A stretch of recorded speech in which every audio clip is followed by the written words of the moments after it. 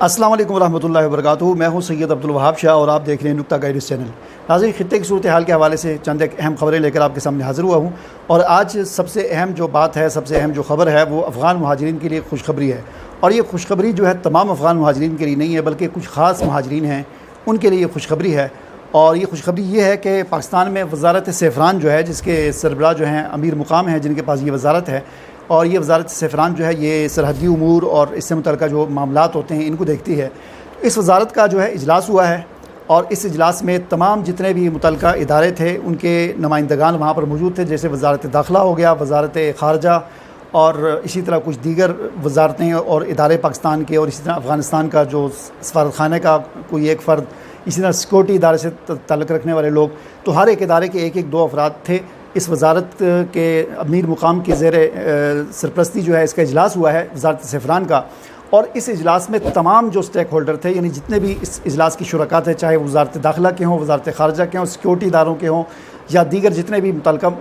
لوگ تھے، تمام سٹیک ہولڈرز ایک بات پر متفق ہو گئے، اور وہ ان کا اتفاق اس بات پر تھا کہ افغان مہاجرین میں سے جو POR کارڈ ہولڈر ہیں، جن کی مدت 30 جون کو ختم ہو رہی تھی، یعنی تقریباً 16-17 دنوں کے بعد،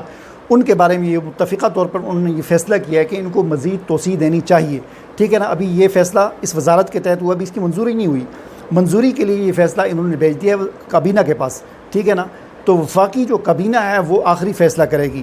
اب یہ جو وزارت سیفران کے تحت جو متعلقہ جتنے بھی سٹیک ہولڈر تھے، ادارے تھے، ان کا جو اجلاس ہوا ہے، اس میں سب اس بات پر متفق ہوئے، سب نے اتفاق کیا کہ POR کارڈ ہولڈر جو ہیں، جن کی تعداد تقریباً پاکستان میں 14 لاکھ ہے، یہ وہ کارڈ ہولڈر ہیں جو سب سے پرانے ہیں، یعنی جو بالکل کسی کو 30 سال ہو گئے ہیں پاکستان میں، کسی کو 40 سال ہو گئے ہیں۔ تو اس وزارت میں یہ جو اجلاس ہوا ہے، اس میں یہ فیصلہ کیا کہ ان کو توسیع دینی چاہیے کچھ تھوڑی سی۔ اب توسیع کتنی دینی چاہیے، اس میں تھوڑا سا اختلاف ہوا ہے۔ کچھ نے کہا کہ 3 مہینے کی توسیع دینی چاہیے، کسی نے کہا کہ 6 مہینے کی توسیع دینی چاہیے۔ بہرحال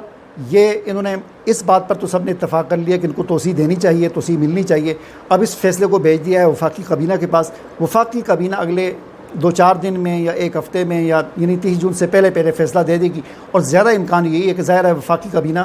اس میں جو متعلقہ ادارے ہیں، جب انہوں نے کہہ دیا کہ توسیع ملنی چاہیے، تو وفاقی کابینہ بھی اس کی منظوری دے دے گی۔ اب وہ وفاقی کابینہ کے اس میں ہے کہ وہ چاہے 3 مہینے کی توسیع دے، چاہے 6 مہینے کی دے، لیکن زیادہ امکان یہی ہے کہ 6 مہینے کی توسیع مل جائے گی، اور اس طرح ان کی مدت جو ہے 30 جون سے بڑھ کر 31 دسمبر 2025 تک چلی جائے گی۔ اب یہ توسیع دینے کا فیصلہ جو ہوا، اس کی کچھ وجوہات ہیں۔ ان وجوہات میں سے ایک وجہ یہ بیان کی گئی کہ پاکستان اور افغانستان کے جو حالات کشیدہ تھے اس میں بہتری آئی ہے، اور کافی حالات بہتر ہو گئے ہیں۔ تو ظاہر ہے جب دو ناراض بھائیوں میں صلح ہوتی ہے تو پھر ایک دوسرے کی رعایت بھی رکھی جاتی ہے، تو ایک تو یہ وجہ ہے۔ دوسری وجہ یہ ہے کہ یہ جو POR کارڈ ہولڈر ہیں، ان کے بارے میں کہا گیا کہ یہ بہت پرانے یہاں پر پاکستان میں رہ رہے ہیں، ان کے بڑے مسائل ہیں، یعنی کسی کو 30 سال ہو گئے، کسی کے 40 سال ہو گئے، دادا آیا تھا تو اب پوتا ہے، پوتے کا بھی آگے بیٹا ہے، پڑ پوتا ہے، شادیاں ان کی ہوئی ہیں یہاں پر، افغان لڑکیوں کی پاکستان لڑکوں سے شادیاں ہوئی ہیں، پاکستان کی لڑکیوں کی افغان لڑکوں سے شادیاں ہوئی ہیں، پھر ان کے بزنس ہیں، کاروبار ہیں، تعلیم کا مسائل ہیں، بہت سارے مسائل ہیں، تو اس لیے ان کے ساتھ تھوڑی سی رعایت کرنی چاہیے اور ان کو توسیع دینی چاہیے۔ تو یہ فیصلہ ہو چکا ہے، یہ خوشخبری ہے۔ لیکن یہاں پر یہ بات یاد رکھیں کہ ان POR کارڈ کے علاوہ جو باقی مہاجرین ہیں، یعنی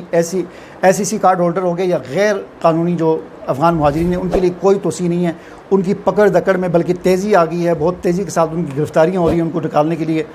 کوششیں ہو رہی ہیں، اور ان کے خلاف جو کریک ڈاؤن ہے وہ سخت کر دیا گیا ہے۔ اور یہاں تک وزارت داخلہ نے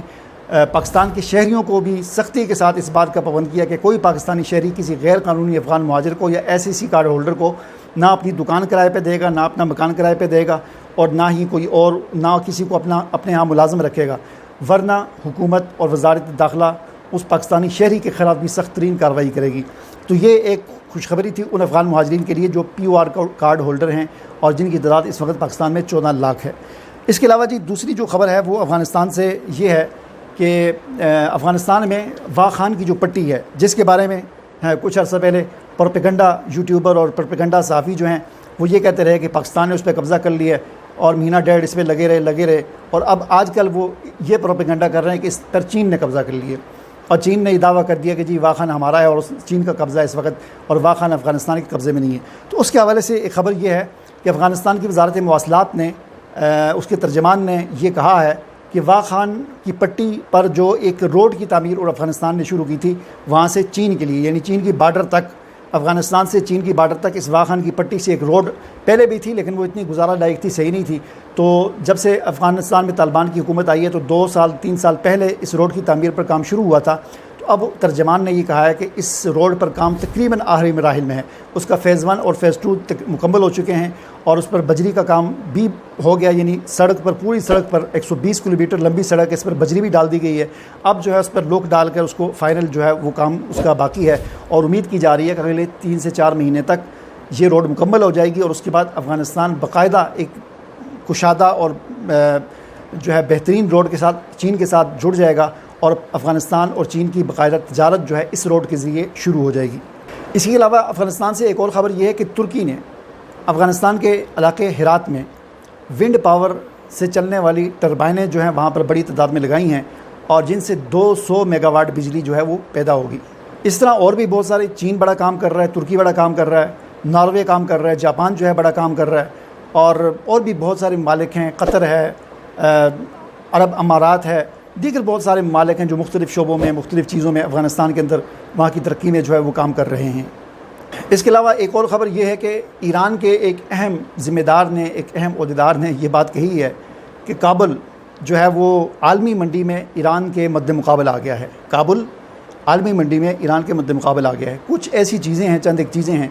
جو ایران کی پوری دنیا میں بکتی تھی، عالمی منڈی میں ایران ان کی سپلائی کرتا تھا، جیسے کہ قالین ہو گئے، زعفران ہو گیا، خشک میوہ جات ہو گئے. تو یہ عالمی منڈی میں ظاہر ہے یہ چیزیں زیادہ ایران سے جاتی تھیں، قالین ایران کے زیادہ بکتے تھے، اور اسی طرح ان کی بڑی صنعت تھی خشک میوہ جات کی، زعفران کی. تو اب ایران کے ایک اہم عہدیدار نے یہ بات کہی ہے کہ پچھلے 3-4 سال سے جو افغانستان میں امن ہے، وہاں پر باقاعدہ ایک حکومت قائم ہو چکی ہے. تو اس کے بعد دیکھنے میں یہ آیا ہے کہ اب افغانستان کی جو قالین اور افغانستان کا زعفران اور افغانستان کے خشک میوہ جات عالمی منڈی میں ایران کو ٹکر دے رہے ہیں. ٹھیک ہے نا. تو یہ ایک ایران کے عہدیدار نے یہ بات کہی ہے. بہرحال یہ چند ایک اہم جو ہے خطے کی صورتحال کے حوالے سے باتیں تھیں. اجازت دیجیے. اللہ حافظ.